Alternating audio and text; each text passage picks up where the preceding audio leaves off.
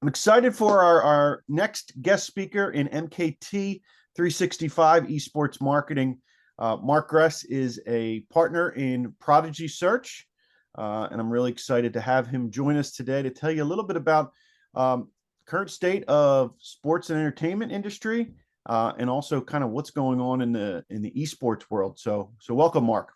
Thank you for having me. I appreciate it. And I think from prior classes, right? I mean, there's a mixed bag of people that are clearly interested in sports marketing, and esports is a good part of that, right? I mean, not like everybody in this classroom is going to have a career in esports, but it's clearly the context of the course, right? I mean, that's what we're chatting about here. But broadly, everybody else in the class wants to be in the sports industry, right? We've got a little bit of a Okay. little bit of a mix here. So we definitely have some sports marketing majors who are taking this as sort of an elective, and then we have some gamers here. So Okay. we have some students that are actually on the esports team at St. Joe's. Tremendous. Okay, good. All right, that helps for a context of some of the things I'll talk about today. So, do you want me to jump in, or do you want to? I mean, you know, I've done this enough Do your thing. I've given them a little bit about your background, but if you want to just tell them a little bit about what you do, and Okay. and again, I want to make sure we kind of focus in on, and I think you do usually a really good job of just talking a little bit about esports and what's happening in that area. Okay. All right. Perfect. You got it. All right. So I'm working off a dual screen monitor here. Can everybody see? I think I shared the right screen, which is actually literally to my right. But you guys can all see it says Prodigy Search eSports credentials. Yep. Okay, cool. And I'm fully aware that esports is with a lowercase e. It just happens to be a title of a presentation, so I can't get yelled at by. I know it's esports. I know it's a lowercase e with no hyphen. Believe me, that was beaten into our brains, but that's the way it looks on here. So nobody can yell at me and tell me it was a terrible speech or guest speaker for today. So I know you gave a brief overview, just kind of high level here. So this is year 16 for Prodigy Search. We traditionally were always your search firm and headhunter, whatever you want to call us, talent acquisition for traditional teams and leagues, right? So we started. I joke I hate coming to work every day because the first few jerseys, and I'm looking at one right now. It's terrible. So I see Cowboys, I see Lakers, I see Bruins right in my office. Our first and Yankees. Those were like our first few clients, and those were the ones we did searches for. So that means we filled those types of jobs you see on our screen right now: sales, marketing, etc. Right? And about 7 or 8 years, I guess maybe 6 or 7 years ago, when esports has been around forever, right? Gaming's been around forever. The people in the class that are clearly been playing forever, like I've been playing video games as a little kid, and so is your professor. But esports, as what it's known as today, I still think was new for firms like ours, and even agencies and organizations that are out there that we'll talk about during this presentation. But we had somebody in the industry come to us and say, "Why aren't you recruiting for jobs in esports?"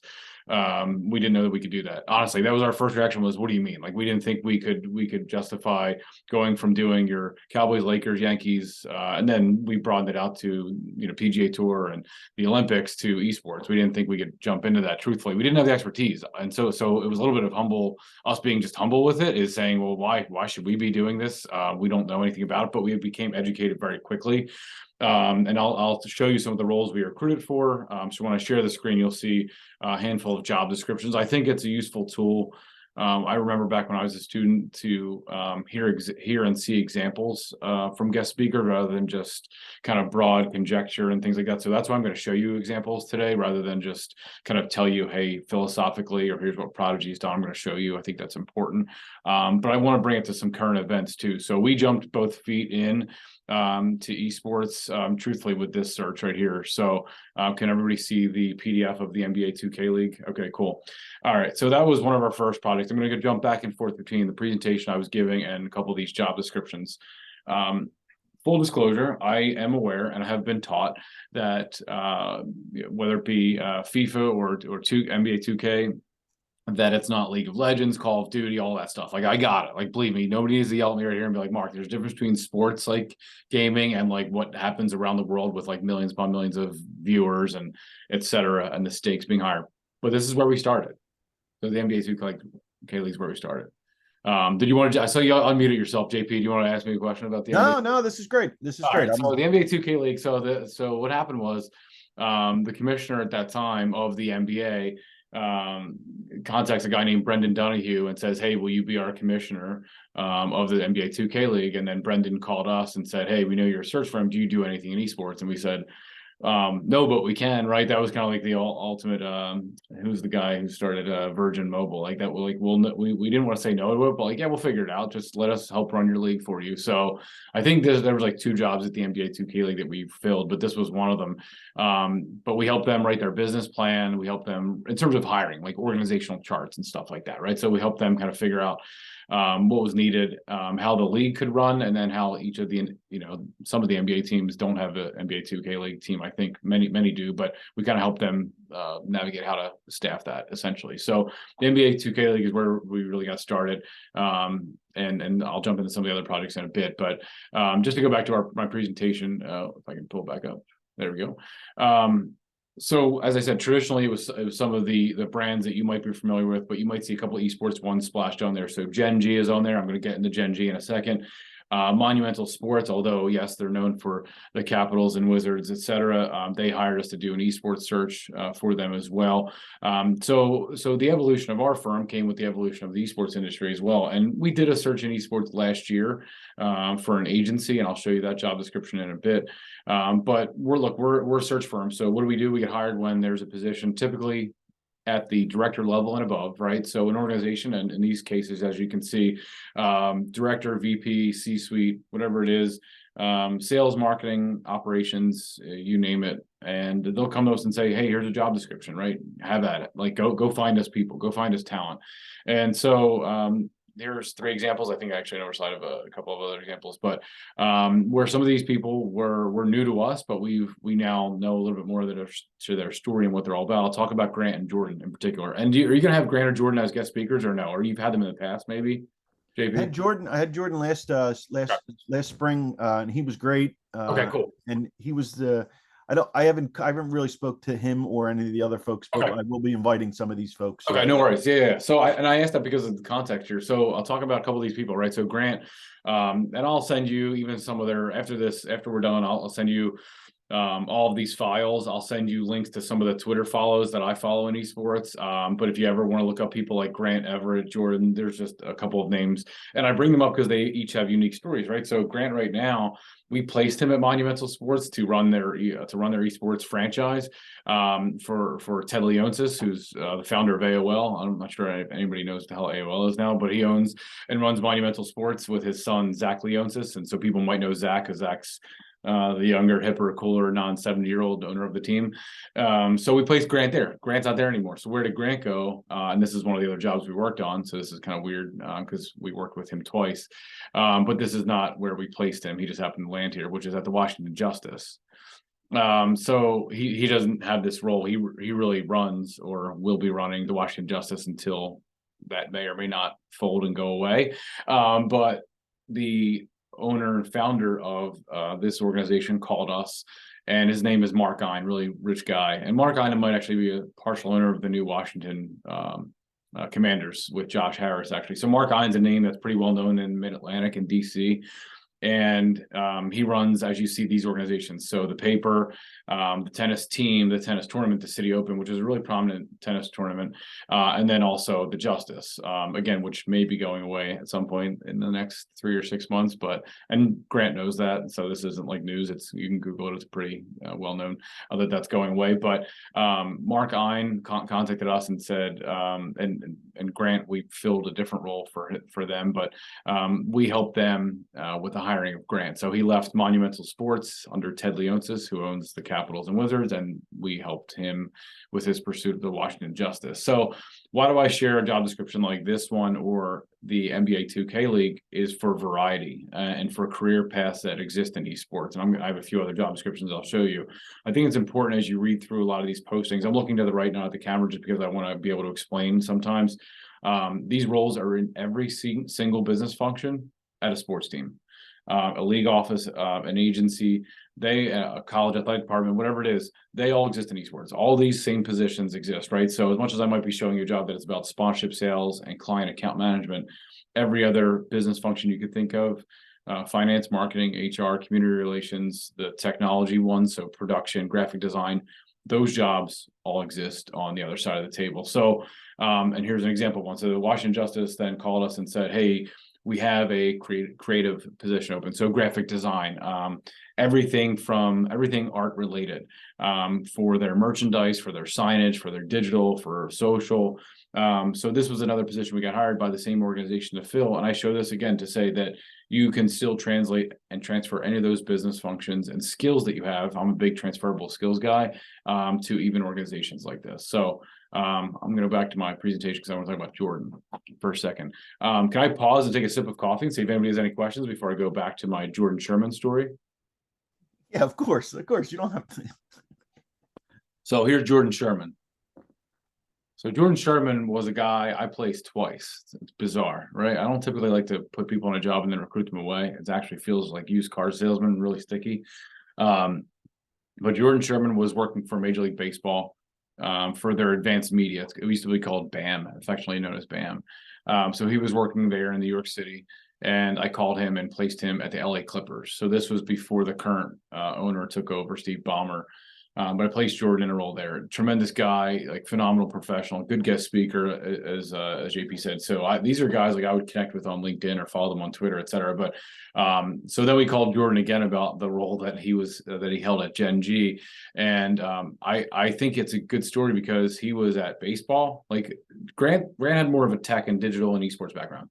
Jordan had traditional sports, MLB, advanced media, LA Clippers.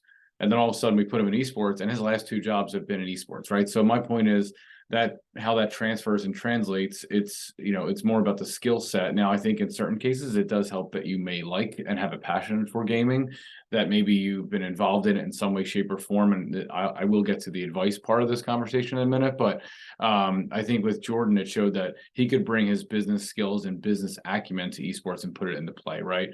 He went from being a sponsorship sales guy at Gen G to his most recent role where he was either the president or CEO of an esports organization. So Jordan, again, great guys to know about, not to skip over Everett for any reason in particular, but I can pull up Everett's job description if that's useful, at H1Z1 in Beverly Hills. He's since moved on, but Everett's a great person in the industry. As you see, general manager.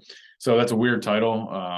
What does that mean is he really had this all-encompassing business operations job, right? So Jordan Sherman, the guy I showed you, was a sales guy. In Everett's case at H1Z1 was kind of the overarching business operations, right?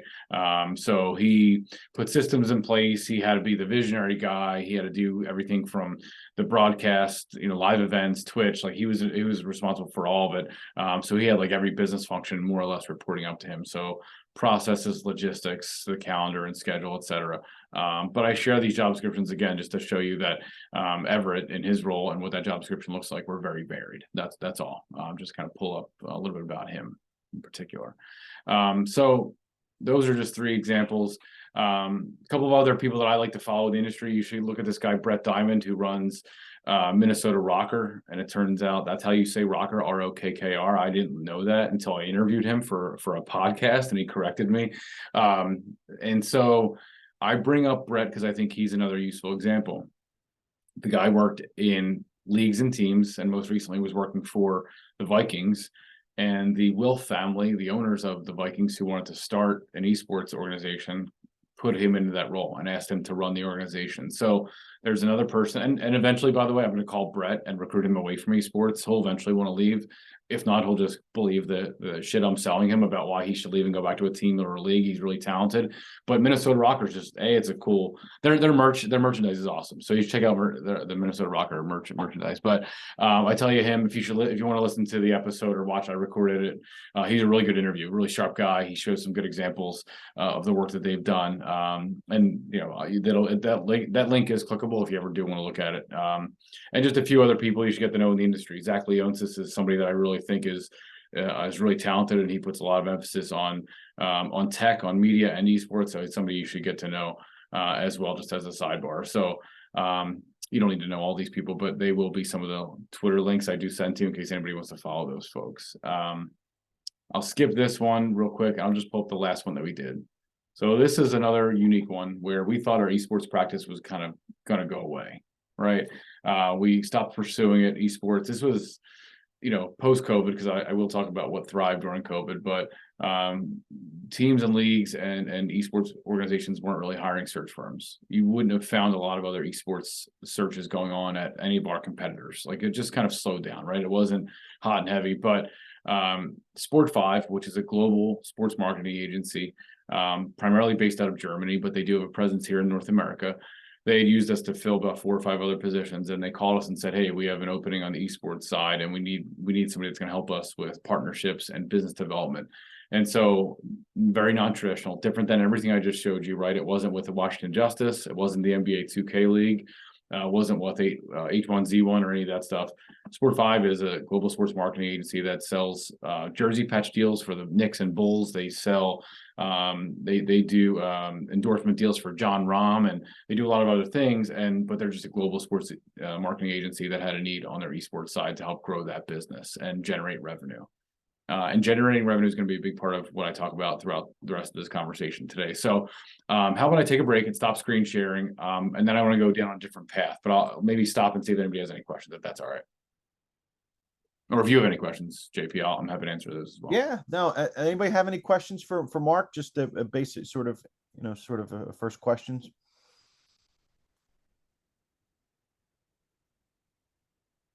Sorry, I can jump back in. Believe me, I can talk for like 2 more hours until I just turn off. I'm good. I have a question. Sure. Yeah, fire away. In terms of what you were describing you said most of the employees that you recruited started in traditional sport and then moved over to esport. Yeah. Are there entry-level jobs that are for esports, or do most people who end up working esports start with an entry-level type job in traditional? You can no, not at all. You can absolutely start in that space, and that's not an issue or a problem at all. It happened to be at those executive levels that was what was occurring, and honestly, it's actually, Dave, that's a great question. The reason we happen to place, and those were 3 examples. I think we probably did about 7 or 8 esports searches, and the Sport5 one, I include that in that 7 or 8. Because of the types of roles we get hired for, that's why you see it that way, like directors and VPs or general managers, whatever the title, or head of, whatever that other title was. In some of those cases, those organizations would call us. So whether it be a founder or CEO or an owner would say, go find us people that have non-traditional, like that don't have esports experience, but if they had a passion for it or they played or whatever that would be, like that would be helpful. Like it was more of a bonus or a nice to have. And by the way, we get that same thing that happens in the searches that we do outside of esports. So like, I'll give you an example. Years ago, we placed the CEO of USA Table Tennis. It happens to be that guy plays every night and weekend, like so, like it's and like he kind of used that on his interview. Like, you still need to have the business skills and could be a good sales and marketing and operations person, but like on his interview, he talked about how much he played, what kind of paddle he uses, and that where his table is in his basement. Like, and so like it's kind of funny that like sometimes in our industry that's a nice to have. I would say in esports that's beyond a nice to have. Like people in baseball, when a baseball team calls us to fill a position, they usually don't care that they like played t-ball, right, or little league. Like, doesn't matter.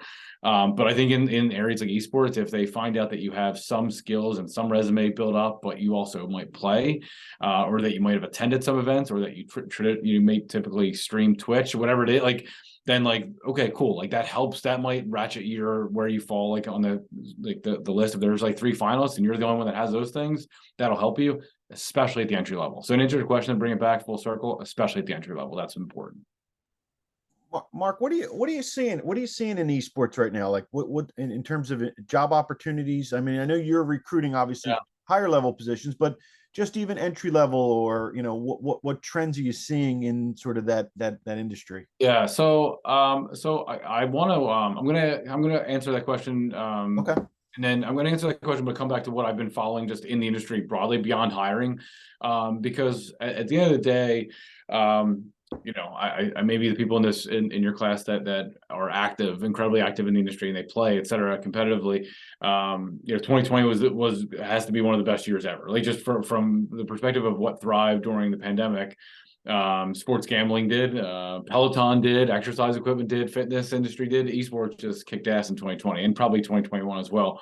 And so has there been a little bit of a fall off? Yes. And maybe I can talk about that too, but let me go back to the hiring for a second. I think the more some of the organizations that did go through some layoffs and furloughs and things like that, like maybe you stay away from those ones that went through some like Activision, like you know, you maybe you kind of stay away from ones that are like, I wouldn't go to Mark Ein and Grant Paranjapi, who I showed you at NDE, and say, hey, is their job at the Washington Justice? Like that, I'd say. So I think I answer the question about hiring, JP, when it comes to any sector of our industry. If you're not paying attention to what's happening, if you're not reading articles, following things on Twitter, et cetera, like right now, I wouldn't apply for a job at ESPN. I wouldn't apply for a job at The Athletic. Like, I think you have to figure out what areas of esports are healthy and doing well and gravitate towards them. And the ones that are struggling, or they maybe have had layoffs, or they've sold off parts of their business, like, you stay away from those. Like, you just don't go out, like, don't send your resume in. Like, don't send your, unless you want to do some free work or internships, or,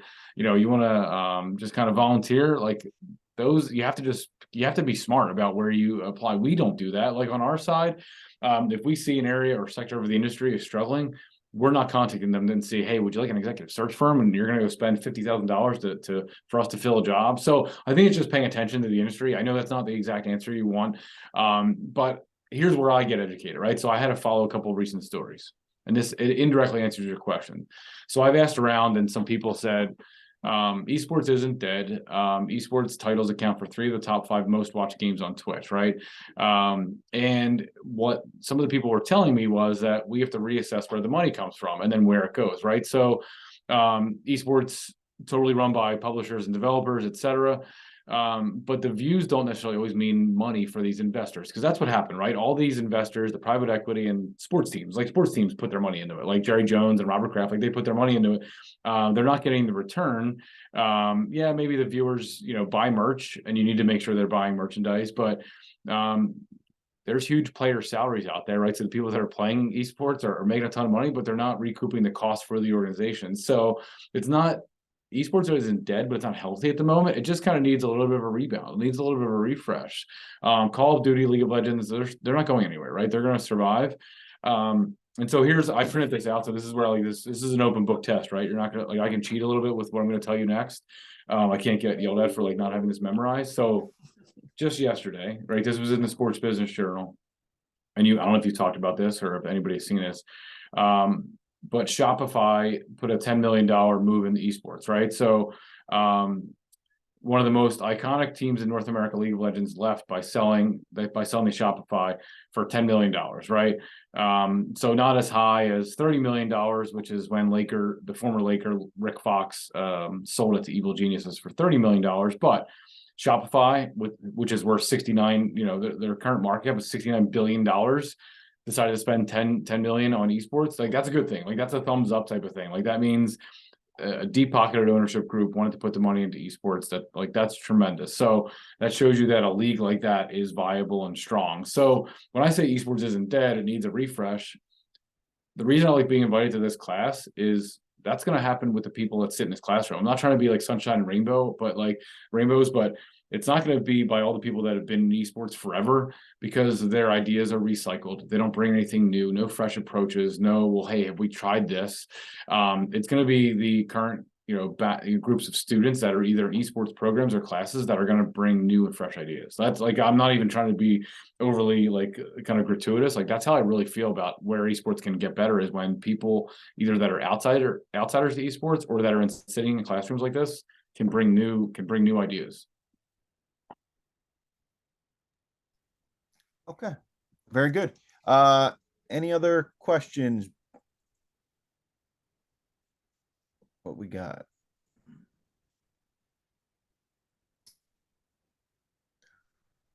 Don't be shy. That's all right. That's okay. All right. So, Mark, I don't what else? So let me ask you a question.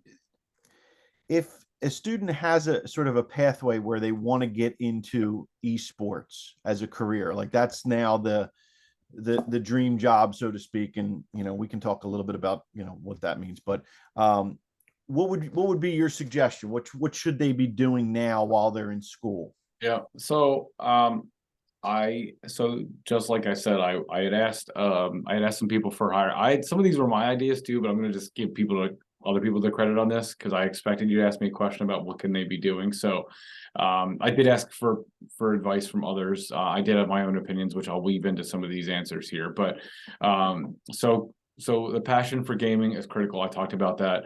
But somebody that has used their passion to do something with it, right? So I mentioned transferable skills, but I'm also into transferable experiences on a resume, right? A resume or LinkedIn or portfolio, whatever we want to call it, right? So did somebody start or join a local esports club? Did somebody try to become a moderator for a streamer? Did they start a Discord channel? Have they hosted their own mini tournaments, etc.? The candidates that are getting hired at the entry level in particular, and even at the mid-level, like 3 years of experience, are the ones that have proven they're willing to do the work and have done something just extracurricular. I know it's an overused phrase. When I was trying to explain to my CEO 6 years ago or 7 years ago when why we should buy in and start an esports recruiting practice, and he didn't get it. And Scott can't hear me. I'm in the office, but he can't hear me. So Scott's a 60-some-year-old guy who doesn't game, and so he didn't get it. I said, look, people will go to arenas and watch. They'll watch this. They'll pay to watch it, right? If they don't do it online. And I said, but let me give you an example because you're a sports guy. I said, when I was in college, so this is, me, JP and I are Drexel guys, so you got to bear with me for this example. But when I was in college, and that was 25 years ago, there was a Madden tournament on campus. And that Madden tournament, there was, I don't know, 6 different PlayStations, a bunch of flat screen TVs. It was a competition on campus among different groups, right? So different athletes, they had a group, the fraternities had a group, the different dorms had groups. And there was a Madden tournament that was run by students. It was created by students and run by students in an area where we could kind of get the technology going there. People brought their own controllers, their own memory cards. You guys don't know what the hell memory cards are, but people brought their own equipment, right? They wore their jerseys of their team that they were going to play in the Madden tournament as, and there was a prize at the end. I don't even think it was money. You were winning some sort of prize at the end. But my point to my boss, Scott, at the time was somebody created that. Like somebody did that. Somebody developed that tournament. They came up with the prizes. They developed the infrastructure. They created it. And that's a resume builder, right? So I'm not saying you need to do that on campus, but the point that person gave me was doing those things that aren't necessarily going to be internships or volunteer work, but I'm going to suggest those things, is what's going to help you build out your esports career, even at an entry level. So do something. The other piece of advice was do something real, no matter how small. So start a club, run events on the side, put together a sponsorship proposal. Do something, like do a project in your class, and then on your resume share that you did a project, or your LinkedIn, like show me that you did something. I think attend an event, volunteer at an event that's tied to esports, so that you can build your resume to say you did something in that space. That's I guess my little thing. And then here's the last one. Look at those non-traditional jobs too, the technical jobs, broadcasting, streaming, like not just like you don't need to be in sales. Like this goes back to your question of like, how do I break into esports? Like the old school thing when people used to say the only way to break into sports is by doing ticket sales, which is how JP broke into the industry. It's not how I broke into the industry. But like you don't need to break into esports just by being a salesperson, right? So break into the esports industry by having some sort of other skill that is needed in esports. So if it's technical, if it's broadcast, if it's streaming, digital, like cool, get those skills. If it's event management and event operations, like great, like that'll translate over to this space. So I think I indirectly answered your question. Or if you're great in merchandising, creative, graphic design, and you can develop the next best logo for an esports franchise, great, use those skills to your advantage. Mark, I do have to correct you though. I broke into the industry taking tickets and working elevators. That's true. I just wanted to make it sound more glorified by Yeah, saying. yeah. I was trying to be nice. I did back. I mean, I backed into sales, and obviously, I think at some point, in any sport property, I think eventually you become a revenue generator. Yeah. Where you'll get opportunities to advance in your career and make more money. So I do think students have to be open to the idea that sales is a type of role that you need to be open-minded to, and it may not be that your first job is right in group sales or single game tickets, but you may go into customer service and eventually then look at going into a sales role. I think everybody's selling though, right? And you and I have done this. We've had these conversations before where it wasn't even for an esports class. So I just like kind of more broadly say this as somebody who was a career counselor for 6 years as well. Unless you're an engineer and like that's just what you want to do, like I'm trying to think of like technical jobs, or you're like you want to be a CFO eventually, right? I think about most jobs in our industry, and most people in industry have a sales component of their job. They just don't realize. Like, I'm a recruiter, I still sell every day. I'm still selling something every day as a recruiter. I joke with my wife, I said, you're a CPA, you're still selling crap to the IRS. You're selling stuff to your clients about, the reason they should use you, and the reason you should put something in their tax returns. Everybody's selling something. If you're writing for a newspaper, you're selling a story. Like, everybody's, even if it's not a ticket and some sort of cash exchange, like, you're still selling something. Like, I always hated, like, I had to get over that hump, by the way, because I didn't realize it early in my career. But you're still selling something. Yeah. Yesterday on campus, we had our fall sort of career fair. And a lot of there's some big firms and they're recruiting early, in the school year for seniors that are getting ready to graduate in May. And unfortunately for this particular job fair in the spring, it's a lot better, but there's not many sports type of opportunities, just based on who's participating for whatever reason. Yeah. But I still told the students, I said, you should go, right? Yeah. Go and talk to people, meet people, because to your point, you're getting used to the idea that you're selling yourself. Yeah, absolutely. You're being able to develop your 30-second elevator pitch where you're presenting yourself, and you just never know. Like, I always say, like, you should be doing as much of that as you possibly can, because when you get that opportunity to meet that person, it's already sort of fine-tuned and developed. But you know what's funny though too, and I don't know who was at the career fair, but I bet you some of those organizations have some sort of indirect or direct tie into the sports industry. And so I'll give you two examples. So we did a search last year for Dow, the material sciences company, right? Who has a presence in our region, but really they're based in Midland, Michigan. So the Dow is the one that does like sustainability, and they do material sciences and products, right? Well, they hired us last year to find a sports marketing executive, right? So it was somebody that was going to run, like, somebody that was going to go to Formula One and the LPGA and every sports entity in the world, the Olympics, right, and USA Luge, right, and say, like, here's why we should partner together, right? You should use our products because it'll help your fields be better, your courts be better, the luge people wear like a uniform, like, why it can be more aerodynamic, right? A good friend of mine, and JP, you probably know Brian Angione, right? Former sales executive for the Phillies, who now works for Citizens Bank. Well, he got the job at Citizens Bank through working at the Phillies at Citizens Bank Park, and he knew people, and like, he's going to build up this career completely on the banking and finance side, but he still has a sports marketing component of the job. So who knows who you could have met at that career fair that has some sort of sports tie directly or indirectly. Yeah, no, I walked through yesterday, and it was, so we've got a food marketing program at St. Joe's, and so there were absolutely consumer product companies, which you looked around, and some of these big brands, you're like, okay, they're marketing through sport. Right. Like Penske Trucking, brands that, and then you see the sign, or that there's an association there on how they market through sport.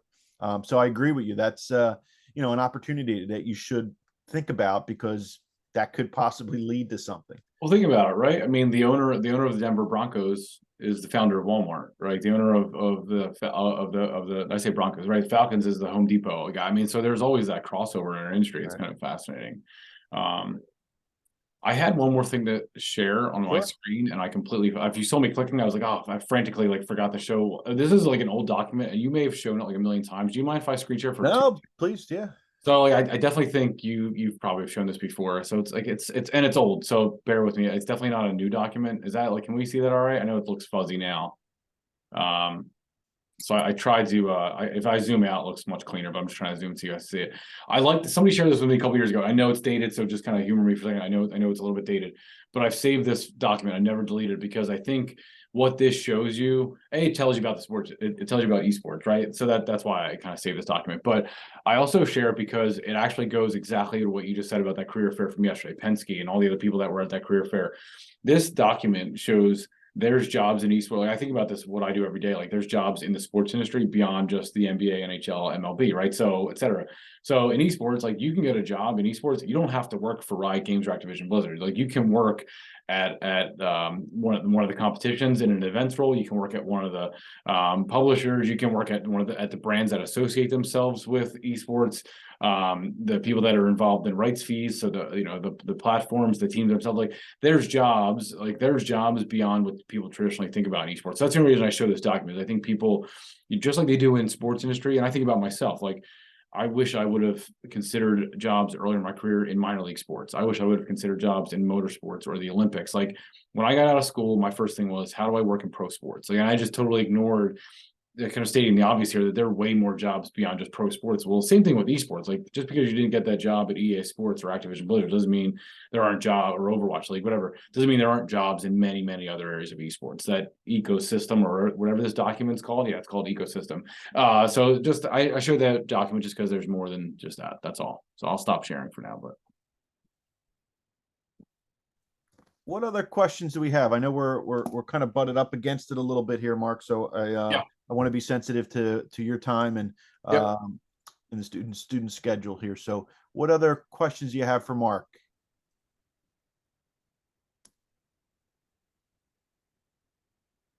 Dun, dun, dun. All right. Well, I'm gonna ask a question because I'll ask another question, Mark. What are your thoughts? And now that you mentioned you staffed some folks at high level folk. What are your thoughts in terms of people that focused in or working in sports that then go into esports? Is that realistic that that's sort of the pathway, or? yeah, I think there's you can make that transition from traditional sports and esports. It's not impossible. You need to, again, I think those things that the story you would need to tell about why is important. And then transitioning back into traditional sports. So the guy, Brett Diamond, the example I showed there, like, and Jordan Sherman's another one, right? Where they were in traditional sports, they were at the beginning of their career, then they went in esports, and coming back out of it, the conversation I had with Brett, actually, which was, if you watch that video, I'm not like trying to get my clicks up because I don't care. But if you watch the video, he actually addresses that issue, which is, Mark, I was the Vikings guy. He worked for, he had like a league job, and then now has been for Minnesota Rocker for a number of years. He said, when I go back over, my story that I'm going to tell to a traditional team or league or agency that wants to hire me, that's not in esports anymore, is everything we did was more creative, more innovative, more forward thinking. It was not traditional, it was not conservative. And here's all the things we accomplished, that I think we can bring to the sports industry that haven't been tried before.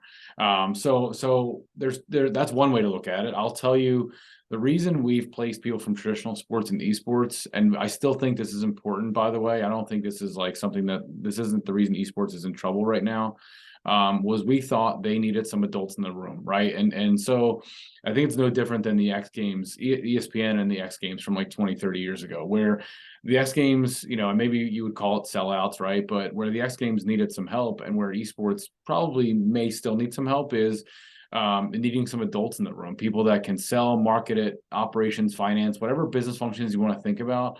And I don't want it to come across like sellouts, but really you need some people that can help you run the business and not, not get away from the core of like esports is important for these reasons. But how do we look, if for it to be sustainable, it's going to need to have some better business operations and some better business savvy. So that was always our pitch of why we were bringing some people from non-traditional esports into esports. But now people that are leaving that world and going back to traditional, they have an easy story to tell. It's just how innovative, forward thinking, and creative they were to get things done. I think they have great stories to tell, truthfully. Mark, do you think that esports, and I know it didn't sort of develop here locally in Philadelphia, but do you think esports are going to be doing more specific arenas, building specific arenas, having more in-person live events, or are properties going to be looking at that as sort of the next phase of? I think that'll come back around. I think it'll absolutely come back around. You're right. I mean, it almost hit at the worst time, right? Because the Philly one, that arena would have been built. That would have been a success. I think it would have been a tremendous success, right, in the complex there. But it absolutely hit the worst time, right? I mean, so I think it hit at the worst time for the venues, but it was 2020 was a great time for esports. It was just a bad time for, like, we can't go to live events and watch esports. So yes, I do think the venues, that piece might come back around. Or if it doesn't come back around because people are a little bit cautious and gun shy of it, having live events at pre-existing venues is not the worst idea in the world, right? Some of the colleges are kind of embracing this. So I think it has potential. Yes, I just don't know if they're going to be building brand new from scratch venues. I'd be cautious about that. But would I go to like a theater or a smaller, like a 5 or 10,000 person venue that already exists right now and say, can I book an esports event there? Yeah, absolutely. Why not? Why the hell not? If people are going to watch pickleball, we better watch esports. Just Sure. saying. Just saying. Yeah. All right. So we're we're butted up against it, Mark. So I think we'll probably just end here. So I appreciate your time.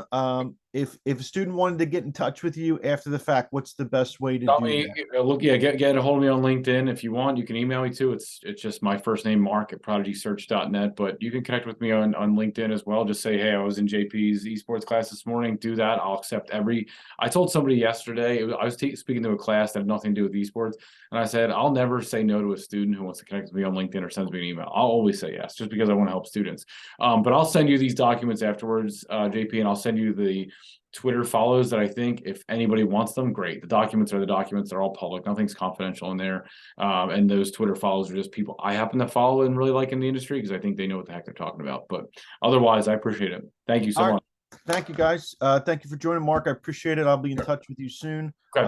And I'll see the rest of you guys next week. Sounds good. All right. Thank you. Thank you. Thanks, Mark. You got it. You're welcome.